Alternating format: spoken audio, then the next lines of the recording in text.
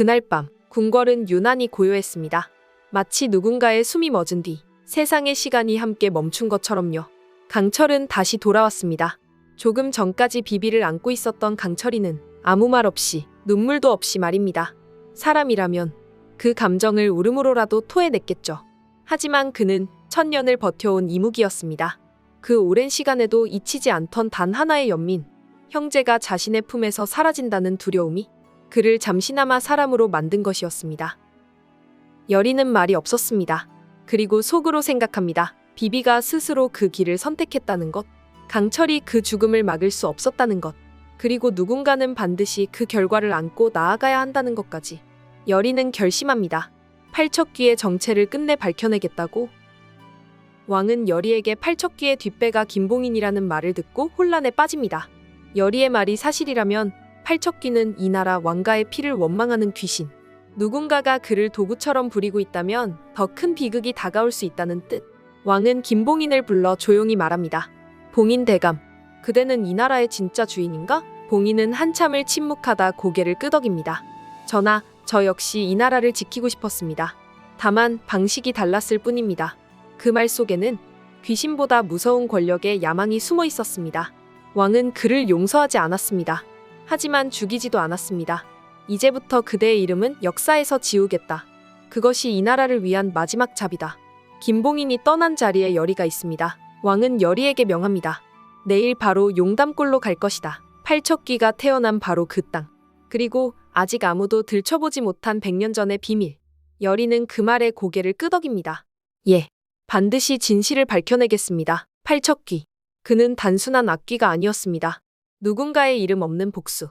역사 속에 묻힌 자의 마지막 울분이었습니다. 그리고 그 귀신이 마지막으로 노리는 것은 왕이 아니라 그 왕이 숨긴 진실이었을지도 모릅니다. 100년 전 용담골. 그날 그곳에선 북방 오랑캐의 기습이 있었습니다. 그 피해 밤에 한 무관이 왕가를 지키기 위해 나섰고 그는 살아남지 못했습니다. 그 이름은 이청. 공신의 반열에 오르지 못한 이름. 그의 가게는 왕실 기록에서 삭제됐고 후손들마저 이유 모를 죽음을 맞았습니다.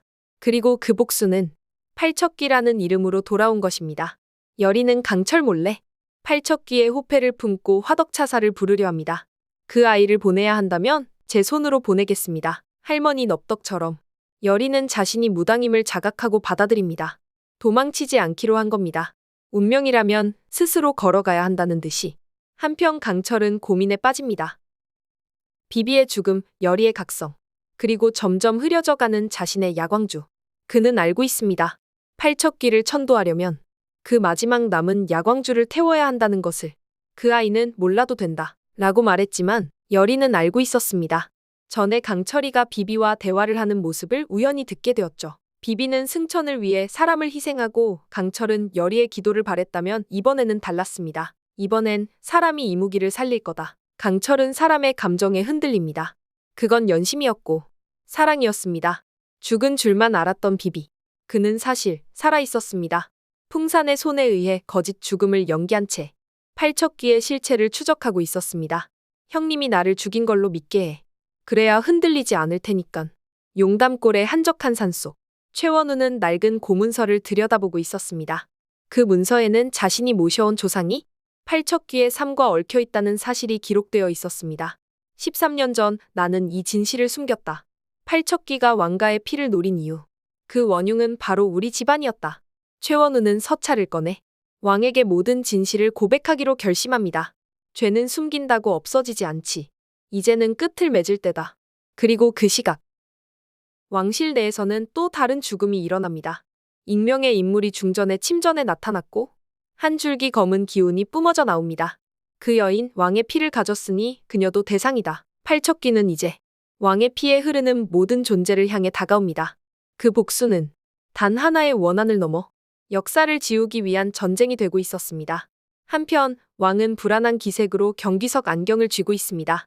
팔척귀의 기운이 날로 강해지는 가운데 그는 자신이 왕이 아니라 저주의 중심일지도 모른다는 사실을 받아들이기 시작했습니다.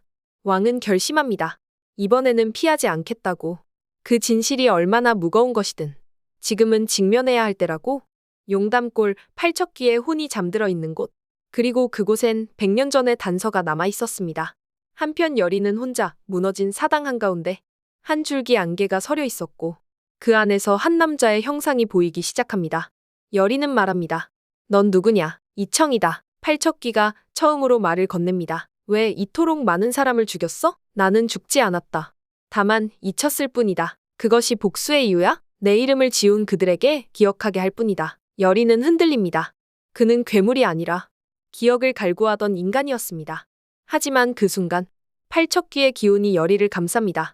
몸이 붉게 물들며 훌령이 잠식하려 하던 찰나 강철이 나타납니다.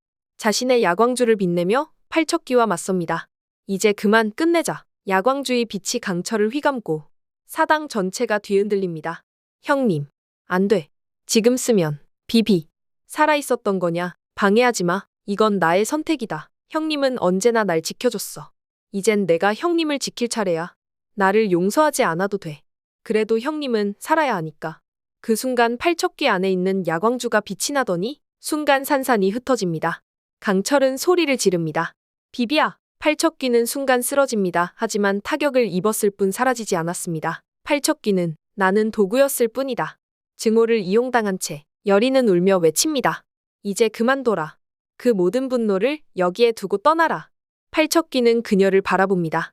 넌 널 지키기 위해 죽은 자들의 얼굴을 기억하느냐? 여리는 고개를 끄덕입니다. 그래서 그분들을 위해 더 이상 죽음이 반복되지 않게 하려고 해. 여리는 팔척귀의 호패를 꺼내 화덕차사를 부를 의식을 행합니다. 그 순간 하늘이 흔들리며 불꽃의 기운이 몰려듭니다. 화덕차사, 불에 타 죽은 홀령을 저승으로 데려가는 존재가 팔척귀 앞에 나타납니다. 이청, 너는 천도의 길을 택하겠느냐? 잠시의 정적. 그리고 이청은 마지막으로 여리를 봅니다. 넌 용감한 아이구나. 그 말과 함께 팔척귀는 사라집니다. 모든 것이 끝난 자리. 여리는 눈을 감고 말합니다. 이제 됐어요. 할머니, 용감나리. 그리고 비비. 강철은 조용히 서 있습니다. 몸에 힘이 빠져나간 채 여리는 왕에게 일어난 일들을 말하고 왕에게 부탁합니다. 팔척귀의 이름을 억울한 귀신으로 남기지 말아주세요. 왕은 고개를 끄덕입니다. 내 친필로 역사에 기록하게 하겠다. 이청 그 이름을 잊지 않겠다. 그날 이후 궁에는 더 이상 귀신의 발걸음이 들리지 않았습니다. 귀궁, 이제 진짜 끝이 다가오고 있습니다. 이후궐에서는 작은 제단이 만들어졌습니다. 이름 없이 죽은 자들의 혼령을 위해, 이름 없이 싸운 이들을 위해. 그 제단에는 3개의 초가 켜져 있었고 바람이 불어도 꺼지지 않았습니다. 그 이름은 여전히 사람들의 기억 속에 살아있습니다. 누군가는 말합니다. 귀신을 믿지 말라고. 그건 환상이라고. 하지만 진짜 귀신은 아무도 기억하지 않는 이름들 속에서 태어난다는 걸. 여리는 이제 더 이상 귀신을 두려워하지 않습니다. 그녀는 귀신을 이해했고 그들을 위해 살아갑니다. 다음 이야기가 궁금하고 재미있게 보셨다면 구독과 좋아요 부탁드립니다. 모두의 예고였습니다.